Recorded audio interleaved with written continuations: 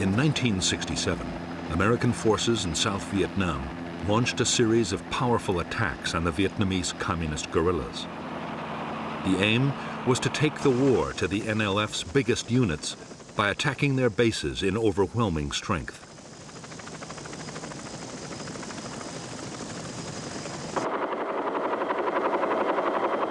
The Americans hoped that the guerrillas would stand and fight. They could then annihilate them with vastly superior firepower.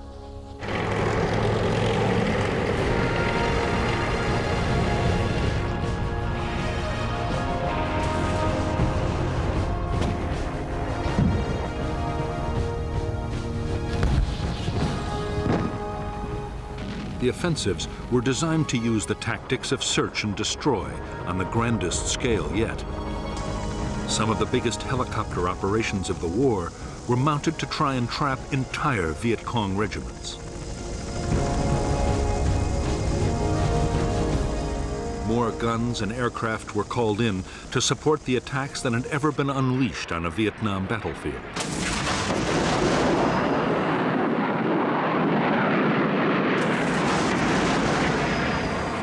The Americans meant to damage the Viet Cong so badly they would be unable to carry on the war.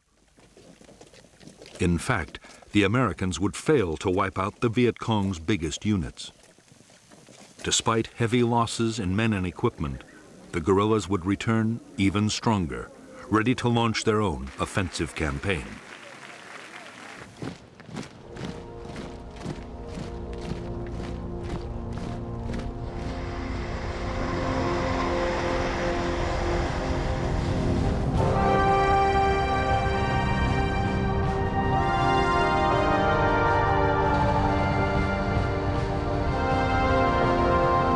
By mid-1965, the mission of American troops in South Vietnam was changing fast. They had come to secure air bases, but now they were actively looking for combat with the Viet Cong. On May 18, 1965, the 173rd Airborne Brigade, the first U.S. Army infantry unit to arrive in Vietnam, began operations.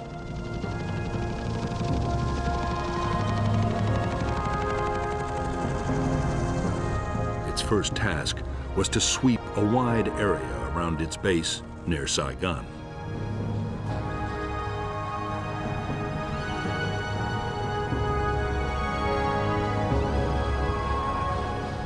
The 173rd met no real resistance. There were thousands of Viet Cong troops in the Saigon area, but they remained elusive.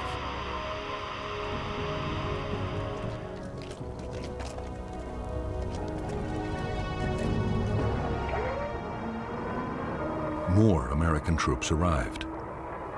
As the weeks went on, questions were asked about the whole policy.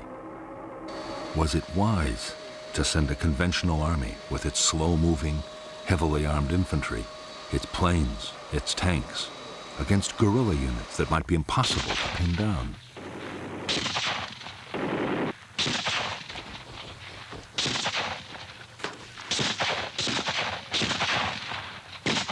The U.S. commander in Vietnam, General William C. Westmoreland, insisted that the Army could find and beat the enemy. There were soon encouraging signs. In August 1965, in Operation Starlight, U.S. Marines surrounded a Viet Cong regiment of 2,000 men and defeated them in a full-scale battle.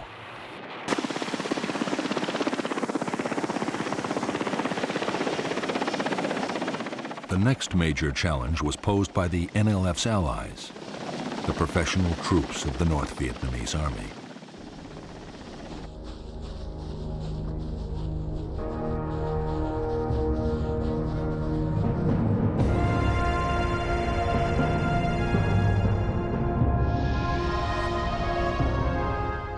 By September 1965, two North Vietnamese Army regiments, the 32nd and the 33rd, had moved down the Ho Chi Minh Trail and infiltrated from Cambodia into South Vietnam. The 66th Regiment, was following close behind. The plan was to take the provincial capital, Pleiku, and advance along Highway 19 to the coast at Keenan, splitting the South in two.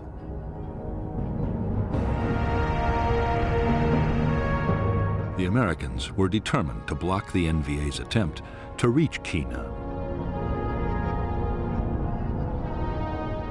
The idea was to place in the Ankei Valley the most mobile force they possessed, the 1st Air Cavalry Division.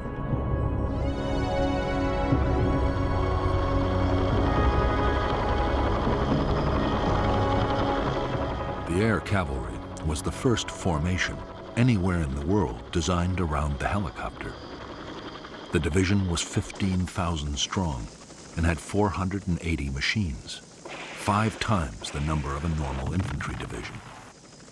The whole idea had, until recently, been an experiment with an eye to any future war in Europe.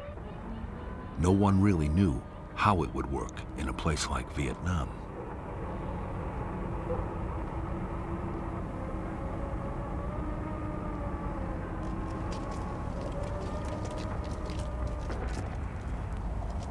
Combat units of the 1st Cavalry began to arrive at An Khe in mid-September 1965. By October, the division was fully operational. Its base, Camp Radcliffe, had grown into a massive complex of helicopter pads, supply dumps, accommodation and maintenance facilities. For the officers and men of the Air Cavalry, there was a great deal to prove, and they were determined to take the battle to the enemy.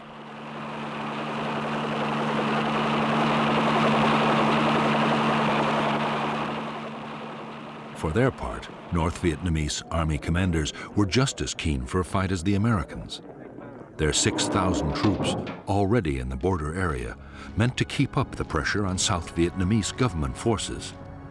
At the same time, they aimed to find out how well U.S. troops would fight and how their own soldiers would cope with American weapons and tactics.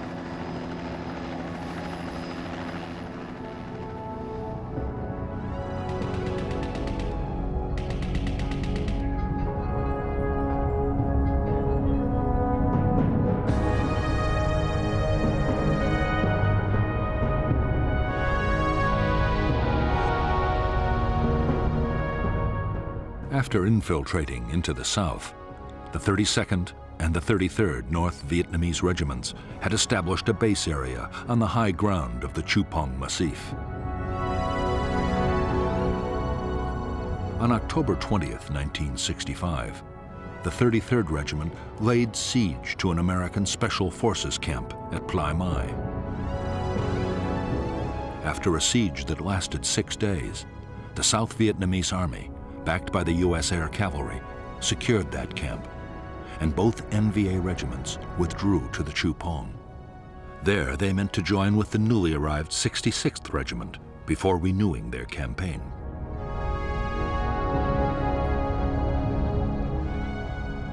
The American plan was to fly in the whole of the 1st Battalion of the 7th Cavalry to find the NVA regiments.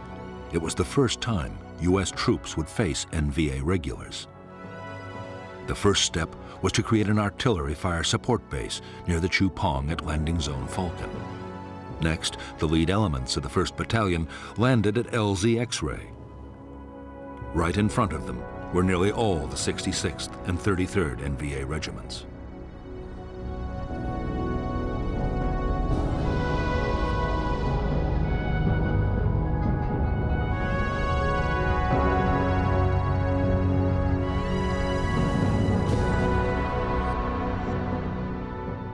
When Company B pushed towards the spur of the Chupong, it was attacked immediately, and a platoon was encircled. Company A was also pinned down by fierce fire before the rest of the 1st Battalion was landed.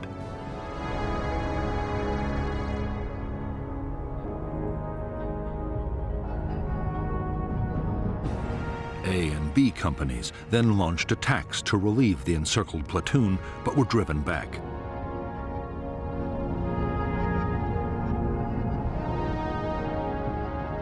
The following morning, the Americans, reinforced by another company, were hit by waves of NVA troops. Heavy fire support wreaked havoc on the attackers, and by now another American battalion was on its way overland.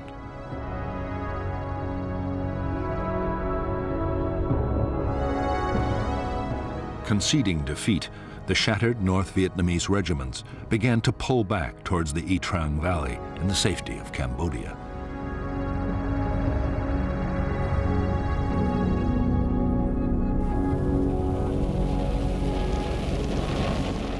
After the fight at LZ X-Ray, the Chu Pong was bombed by almost 100 B-52s, each unloading 17 tons of high explosives.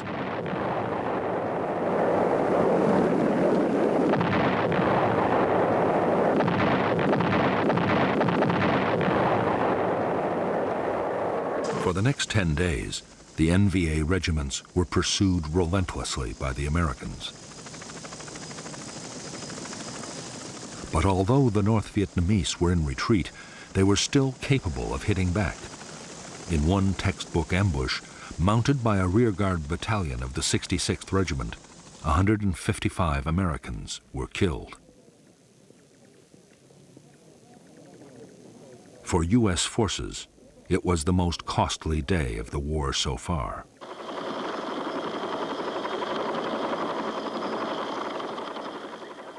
In the Battle of the Y Trang Valley and the Pleiku operation, the 1st Cavalry Division lost 300 dead.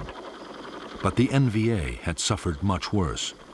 1,300 North Vietnamese soldiers had been killed and many more wounded. It was a clear-cut victory for the Americans. 2 enemy regiments were all but smashed, and there was now little danger of South Vietnam being cut in two.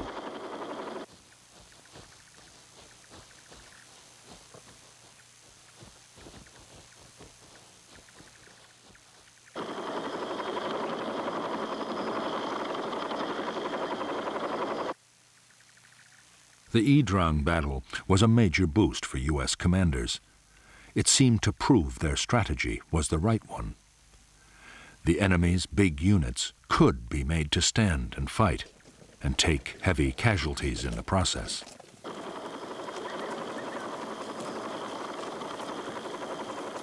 If the Communists could be forced into more battles like Y Trang, they would quickly suffer such losses they would have to abandon their whole campaign.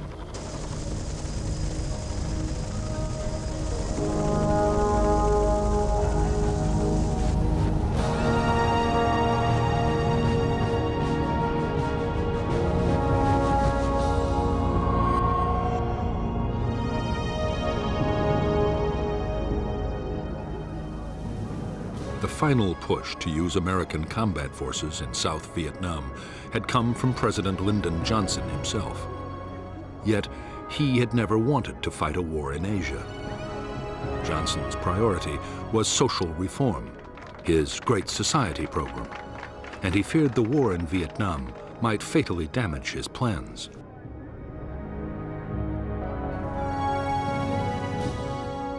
The problem for Johnson was that if the war grew unpopular, it could cost him the political support his program needed. On the other hand, if Vietnam was lost to communism, it would be just as damaging.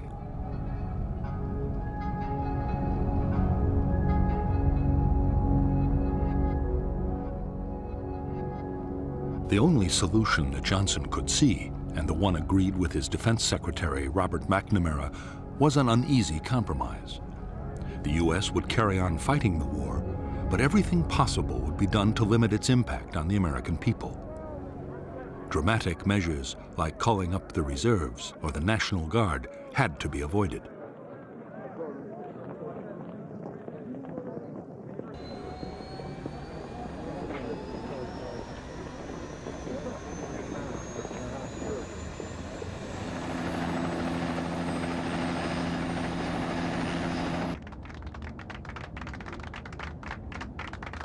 Above all, Johnson was determined to keep China and the Soviet Union out of the conflict in Vietnam. By now, both communist powers had nuclear weapons, and China had almost unlimited manpower.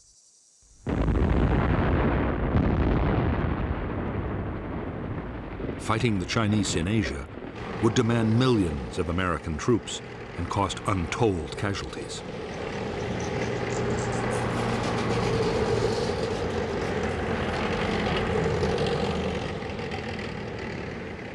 Johnson's solution was to fight a limited war. He restricted the bombing campaign against North Vietnam to personally approved targets.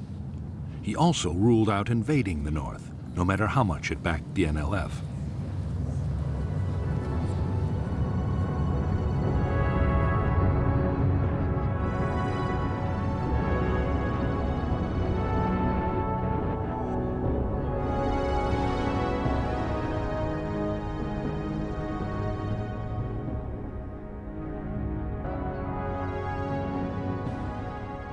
In fact, General Westmoreland, the U.S. commander in South Vietnam, had no desire yet to go into what he felt were communist sanctuaries in neighboring countries. But what he did want was a much more effective bombing campaign to cut the flow of supplies and men to the guerrillas.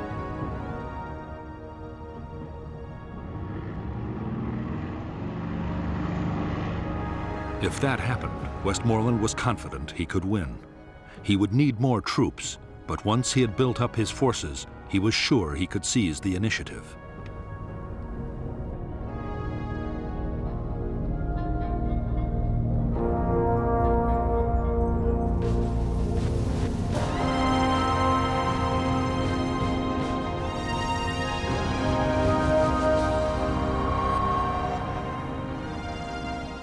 The leaders of the National Liberation Front were rarely able to meet.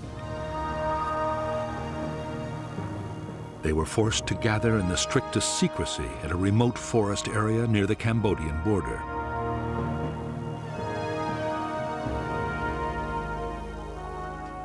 The fear was that a single American bombing raid could wipe out the leadership at a stroke. Security was intense, and avoiding enemy units meant that some members had to travel for weeks to reach the conference.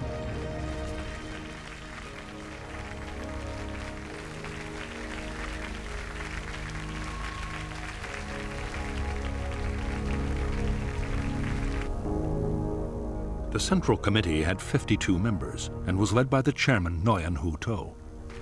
To was a French-educated lawyer and to many in South Vietnam, the acceptable moderate face of the Viet Cong.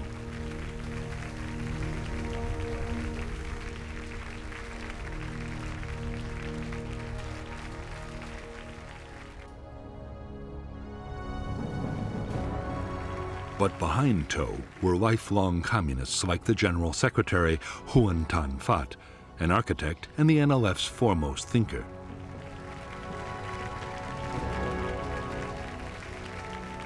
Another hardliner was the French-educated lawyer Tran Bu Kim, one of the NLF's founders.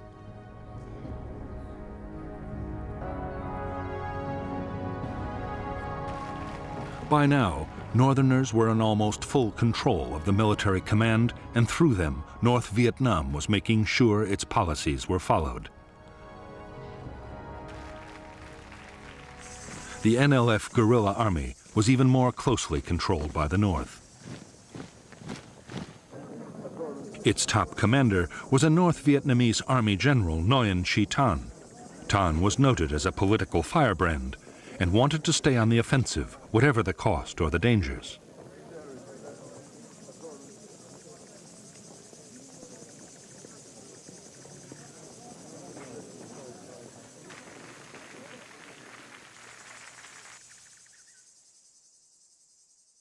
Thanh was equal in rank to the North Vietnamese Defense Minister, General Giap, who favored a more cautious approach in the South, now that American firepower had entered the equation.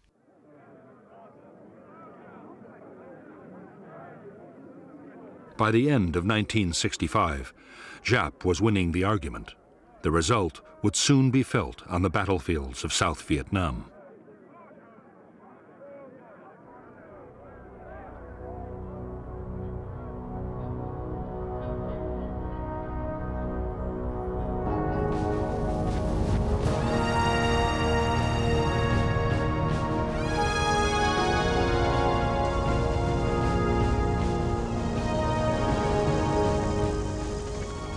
When American combat troops had first arrived in Vietnam, few U.S. officials had believed that the South could survive.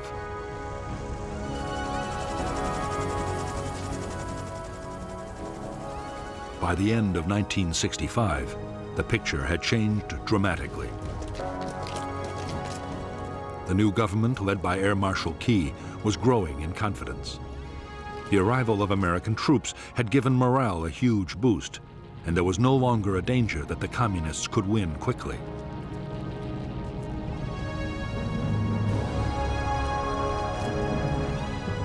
For General Westmoreland, the next stage was to go on the offensive against the Viet Cong. His aim was to take on the enemy's big formations on the battlefield and eliminate them one by one.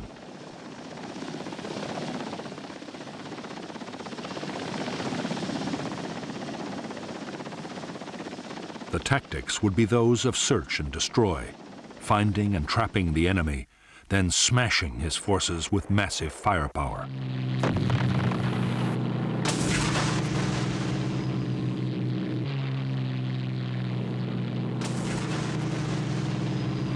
General Westmoreland's strategy would be to wear the Viet Cong down by relentless attrition.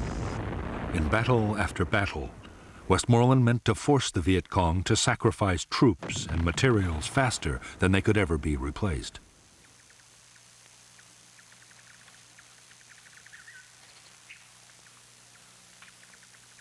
The measure of success would be the amount of supplies destroyed, the number of bases knocked out, and above all, the body count, the number of enemy soldiers actually killed in battle.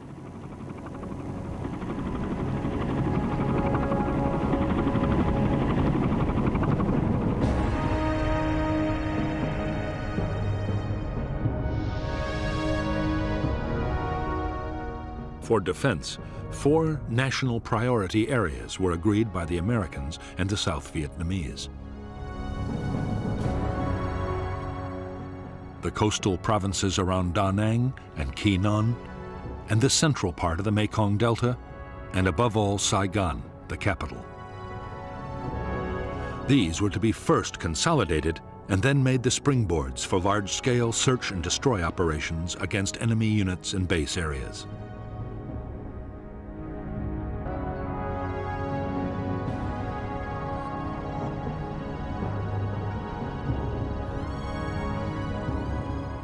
The greatest Viet Cong concentrations in the whole of South Vietnam were known to lie between the capital and the Cambodian border. Through this area ran several strategic roads and the river routes into the capital.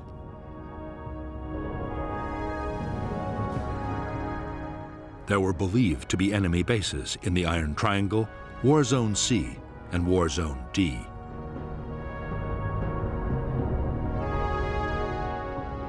These base areas were the destination for most of the supplies and men that came down the Ho Chi Minh Trail, and it was these bases the Americans would have to attack if the Viet Cong were to be finally defeated.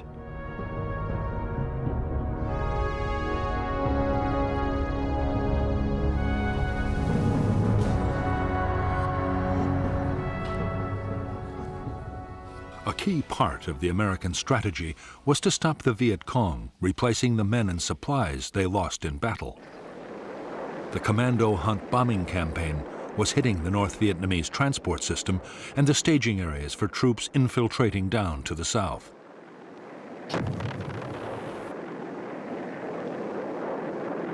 During 1965, U.S. aircraft had flown 55,000 individual sorties over the north.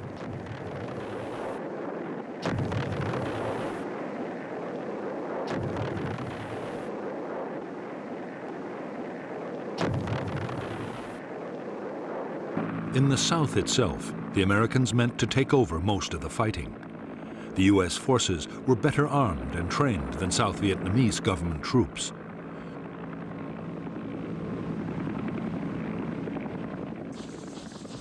They were much more mobile and had the backing of enormous firepower.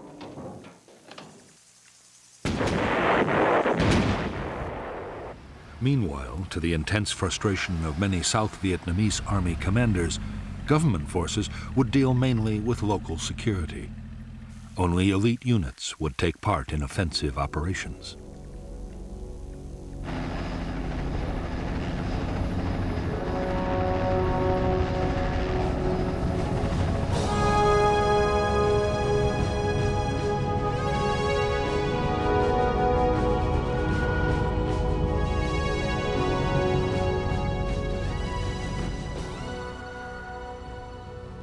In December 1965, Ho Chi Minh and the North Vietnamese leadership ordered a change in the way the war in the South was to be fought. From now on, the Viet Cong would avoid pitched battles with the Americans unless the odds were clearly in their favor. There would be more hit and run attacks and ambushes.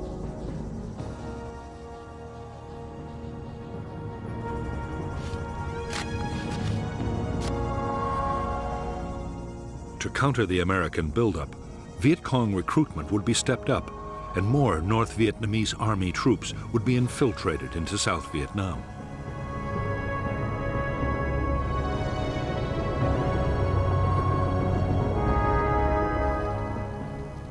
The Vietnamese communists, following the example of Chinese guerrillas before them, had always given the highest priority to creating safe base areas. They were training grounds, logistics centers, and headquarters.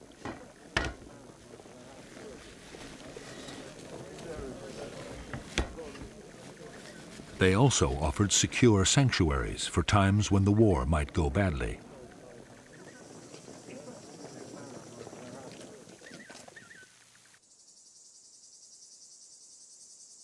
Hiding the base areas had always been a high priority for the Viet Cong.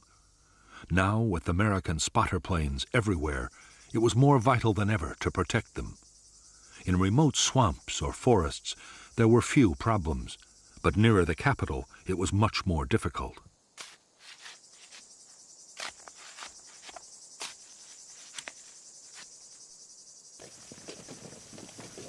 The answer was to build enormous warrens of underground tunnels. The biggest were in the Iron Triangle and in the Cu Chi district, only 20 miles from Saigon.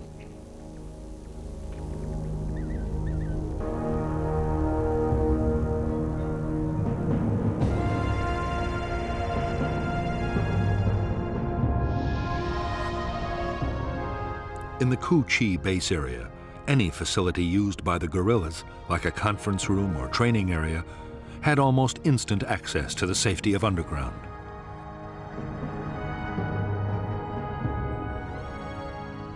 Hidden trapdoors led below, past guarded chambers to long passages. At regular intervals, branches led back to the surface and other secret entrances. Some openings were even concealed beneath the waters of streams or canals.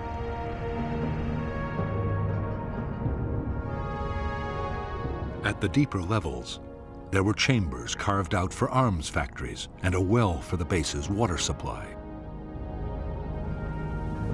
There were storerooms for weapons and rice, and there was sometimes a hospital or forward aid station.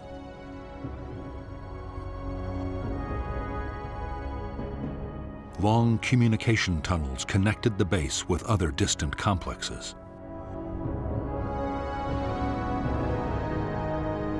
Base kitchens were always near the surface, with long carved-out chimneys designed to diffuse cooking smoke and release it some distance away.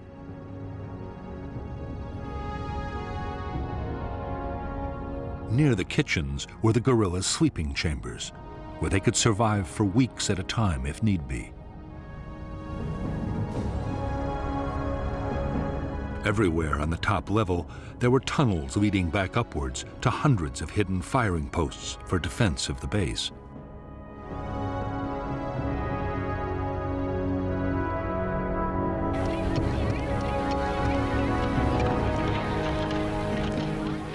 The base area at Cu Chi was a vast network with 200 miles of tunnels.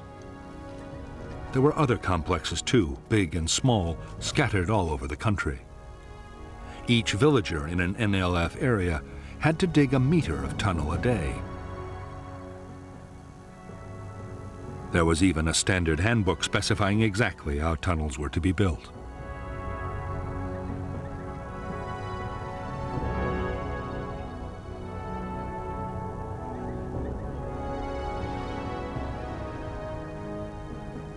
The orders coming from NLF headquarters were absolutely clear.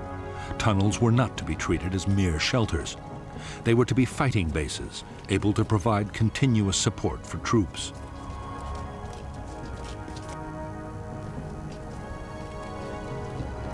Even if the village was in enemy hands, the NLF beneath should still be fully capable of offensive operations.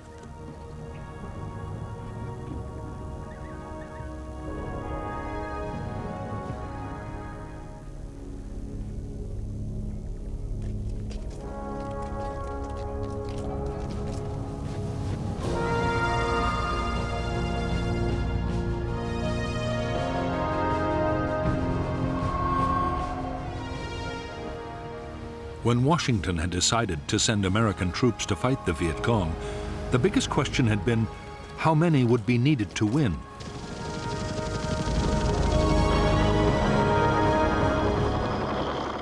Military planners accepted that to win a war against guerrillas, an army needed to outnumber them 10 or even 15 to 1. But American generals were now arguing that the Viet Cong was no longer a guerrilla force, but a conventional army of big units.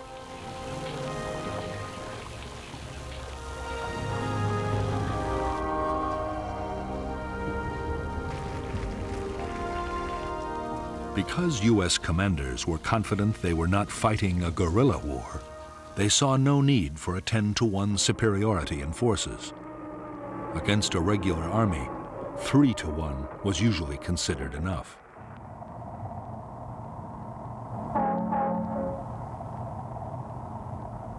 $400,000 U.S. troops, plus the South Vietnamese army, would be just sufficient to reach that target. The plan was to have most of the men in Vietnam by the end of 1966.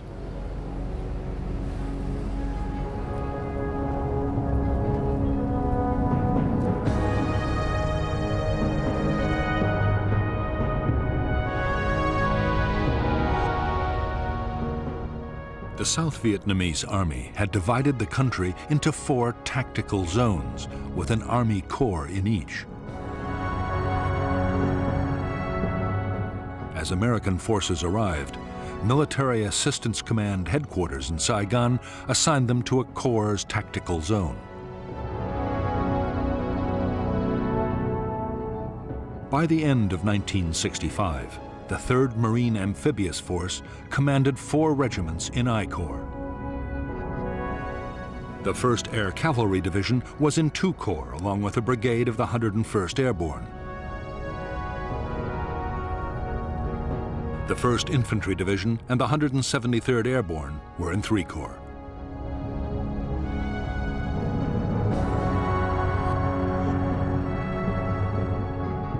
During 1966, the plan was to build up U.S. strength by 2 Marine regiments, 3 Army divisions, an armored cavalry regiment, and 2 light infantry brigades.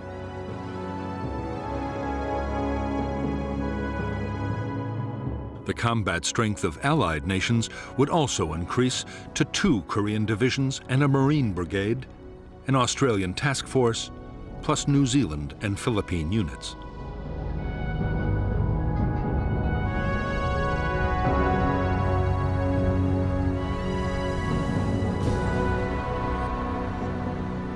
By late December 1965, almost 150,000 U.S. troops had arrived in Vietnam.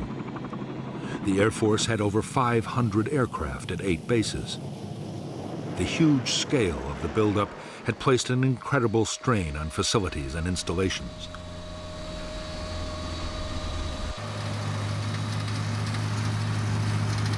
There was a frenzy of building as Army and Navy engineers, along with American civilian contractors, improved airfields, bases, and roads.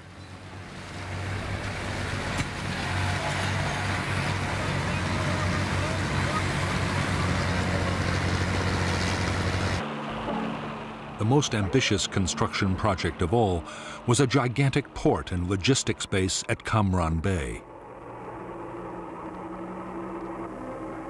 The whole effort was to cost $100 million, but the new facility would quickly ease the pressure on Saigon's overloaded docks. By now, American supplies arriving in Vietnam by sea were topping 300,000 tons a month and rising fast.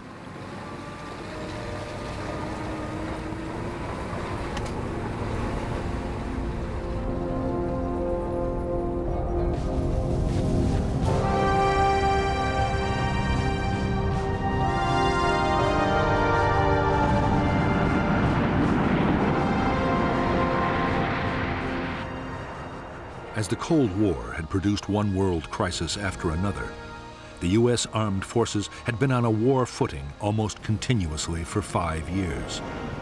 Budgets were generous, and all the services were superbly well equipped and trained.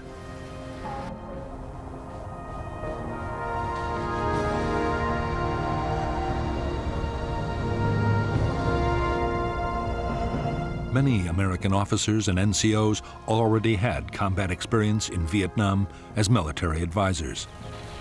Most of the more senior personnel had fought in World War II and Korea.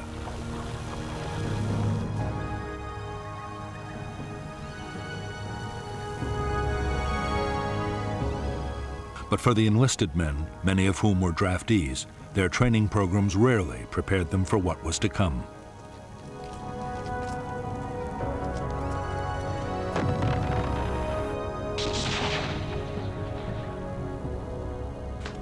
Even to the best trained soldiers, the reality of arriving in Vietnam could come as a shock. The climate was exhausting, with extremes of heat and humidity. The Vietnamese people and their culture were totally unfamiliar. Many American soldiers were from U.S. cities, and the lives of Southeast Asian peasants were beyond anything they knew.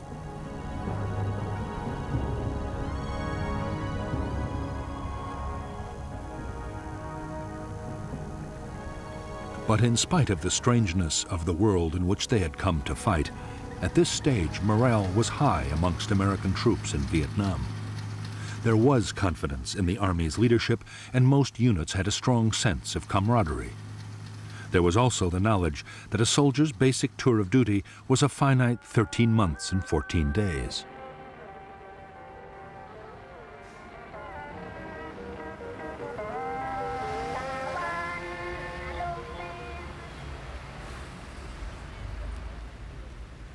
While thousands of Americans were getting their first look at Vietnam, the South Vietnamese Army was in its 6th year of war.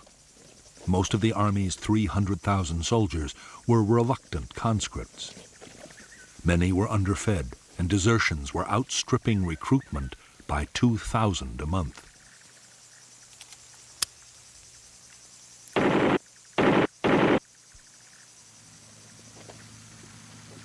As for the officers, corruption was rife, and many sold their units food and supplies. The most senior commanders had nearly all been appointed for their political and family connections.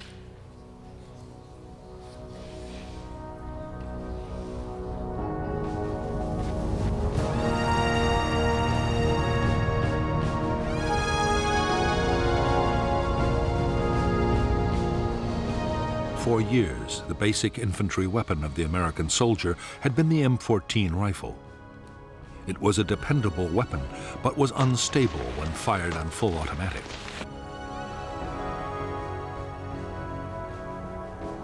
The M14 would stay in service with some units for a long time yet. But a new weapon was starting to reach the troops in Vietnam.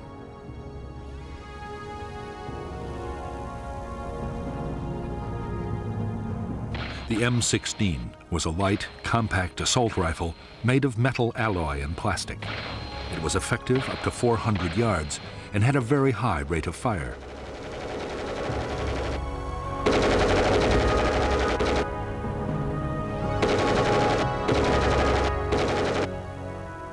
Although on paper the M16 seemed to offer the infantryman everything he could wish for in a rifle, the reality was very different on the battlefield. The M16 was prone to jamming, a nightmare for the soldier in a firefight. The problem was reduced by scrupulous cleaning, and later modifications would cure the problem completely. But in the meantime, many men viewed the M16 with deep mistrust.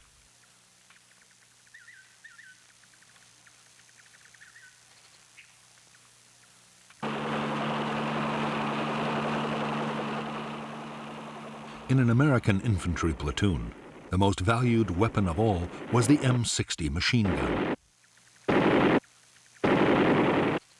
The M60 could fire more than 100 rounds a minute and had a range of 1,000 yards.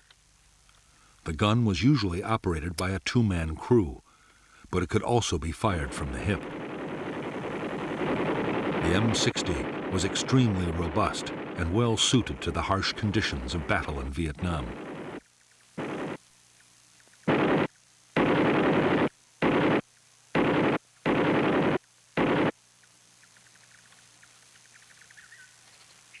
As well as the weapons they took with them into the field, American infantry could call on heavy fire support at any time. Ground attack aircraft could saturate the area with high explosives or napalm, while few operations were ever mounted out of range of friendly artillery.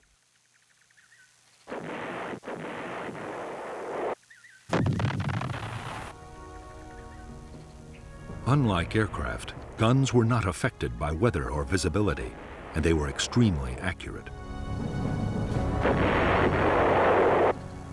The biggest American artillery pieces, the 175mm howitzers, could destroy a target at a range of 20 miles.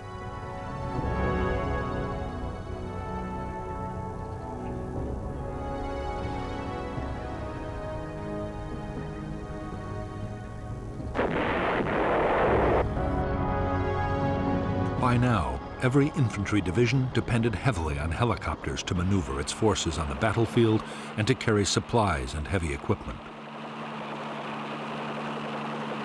For the Army, the basic infantry transport helicopter was the UH-1 Huey. The men called it a slick because its frame was uncluttered by guns or rockets.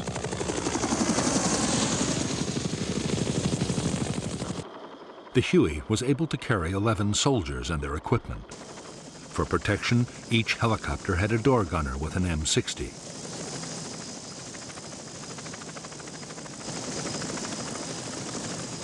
As well as Hueys for transporting infantry and general supplies, there were Huey gunships for escort and assault. The gunships were armed with a formidable array of rockets, machine guns, and grenade launchers.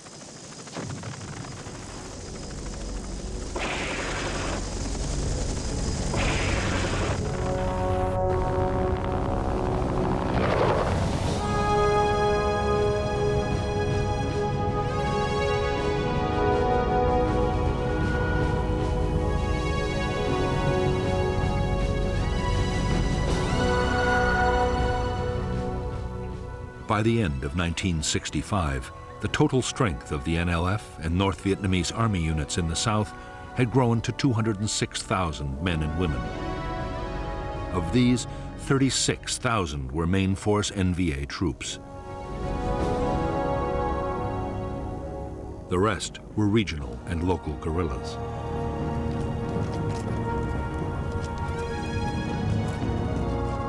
The main force Viet Cong units were used to launch large-scale offensives over a wide area. They were uniformed, full-time soldiers.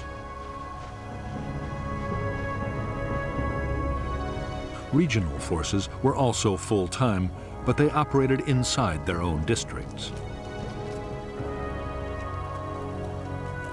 If necessary, their units could come together to make bigger formations for a large-scale attack. If enemy pressure became too great, they could break again down into smaller units and scatter.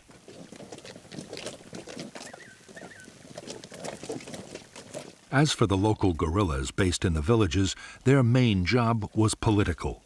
They were a constant reminder of the armed presence of the Viet Cong and worked to increase local support.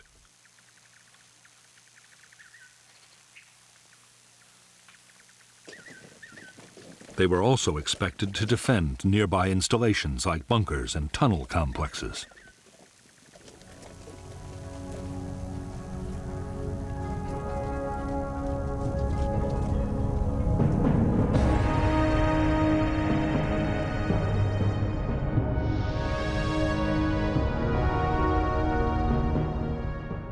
Viet Cong forces were commanded by the Central Office for South Vietnam, near the Cambodian border. The NLF deployed 2 divisions, the 9th with 3 regiments and the 5th with 2. 4 more regiments were independent main force units.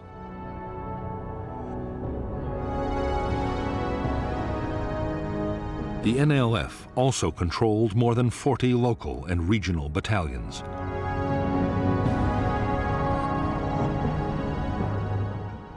Further north, all communist operations were run by the North Vietnamese Army. The NVA deployed 3 divisions and 9 independent regiments.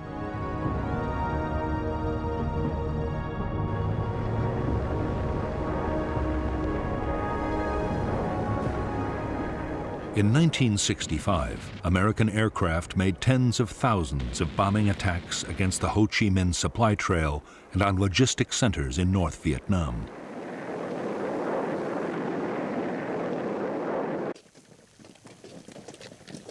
In spite of their efforts, the Viet Cong were getting more weapons and reinforcements from the north than ever before.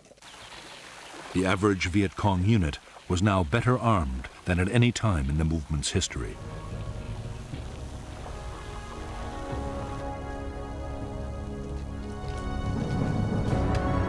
Although the guerrillas depended on the Ho Chi Minh Trail for arms, ammunition, and special equipment, 21 tons a day was enough to keep them fighting.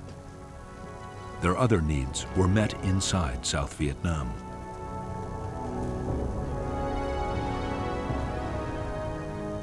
To feed the troops, rice taxes were imposed on farmers, and every possible local resource was used and reused. Nothing was wasted. Even the American supplies and containers left behind on the battlefield were put to some military purpose.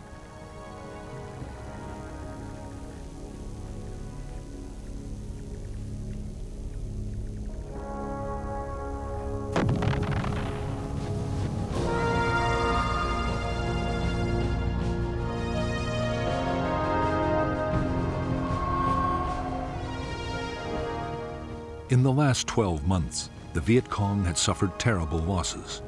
40,000 had been killed or captured in 1965.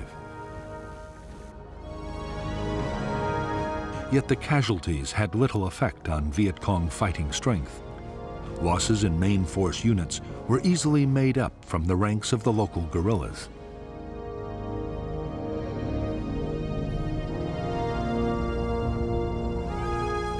The biggest problem was the high casualty rate among officers. To replace these, the Viet Cong depended on trained men coming down the Ho Chi Minh Trail from the north.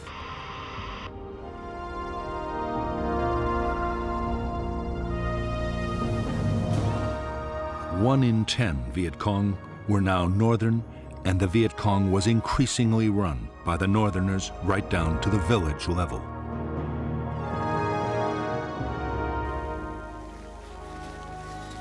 By this time, most Viet Cong main force soldiers had fought for years and were highly skilled and motivated. Every attack was planned down to the last detail, using elaborate models and endless rehearsals. The troops were well trained in infantry tactics and night operations.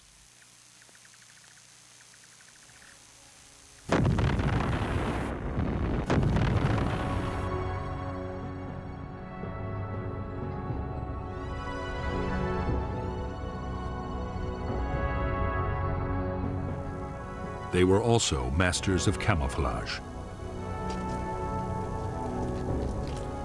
While main force troops thought of themselves as professional soldiers, local Viet Cong were far less confident.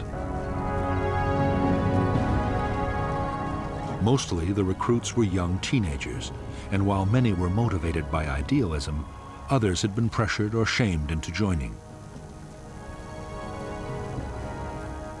What many had in common were real doubts about their ability to fight heavily armed and well-trained American soldiers.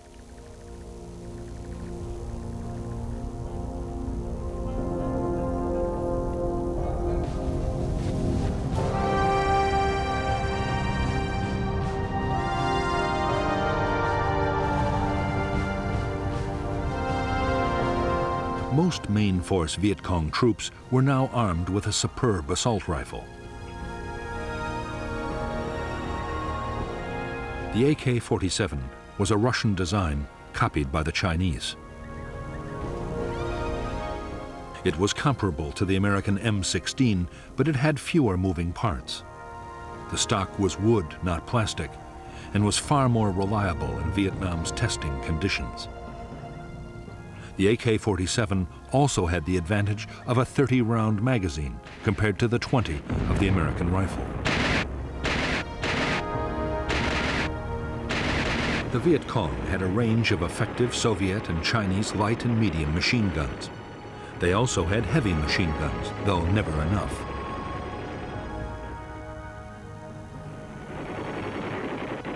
The bigger weapons were especially valued for defense against American helicopters.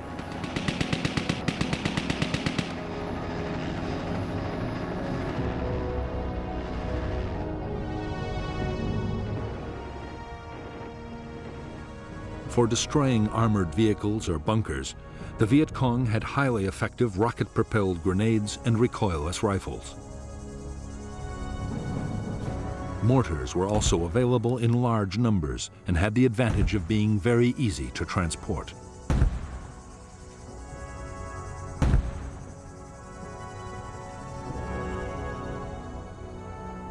Many weapons, including booby traps and mines, were homemade in the villages. The materials ranged from scavenged tin cans to discarded wire, but the most important ingredients were provided by the enemy.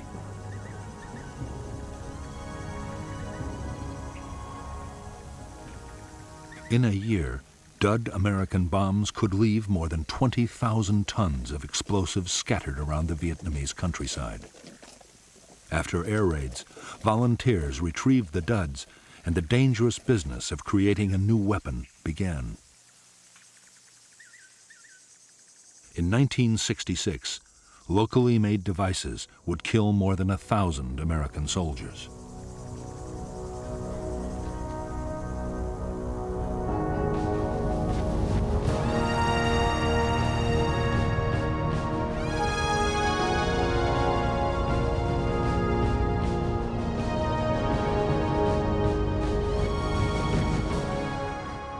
For General Westmoreland, the close of 1965 marked the end of the defensive stage of the American war in Vietnam. In the coming year, he meant to complete his buildup.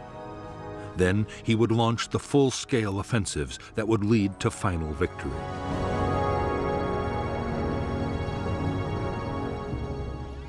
The key to Westmoreland's strategy was that communist main force units would be destroyed in set-piece battles by concentrated American firepower. Westmoreland was confident the Viet Cong would stand and fight. But there were some signs that the Viet Cong might be changing their tactics.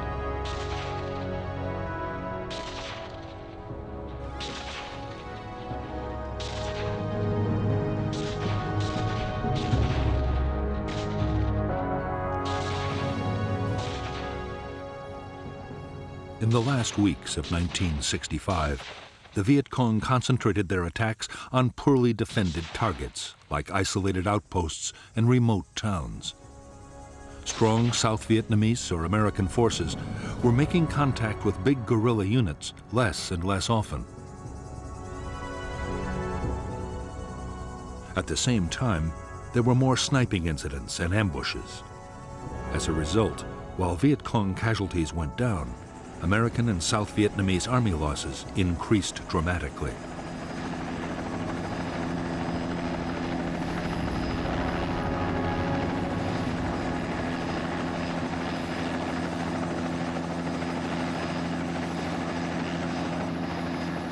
There was even more disturbing news in store for American commanders as 1965 came to a close.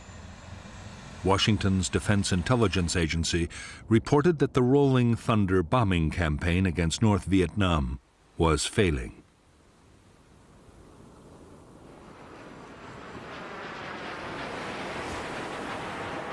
After 10 months of increasingly fierce air attacks, the North showed no signs it was about to give up its support for the Viet Cong.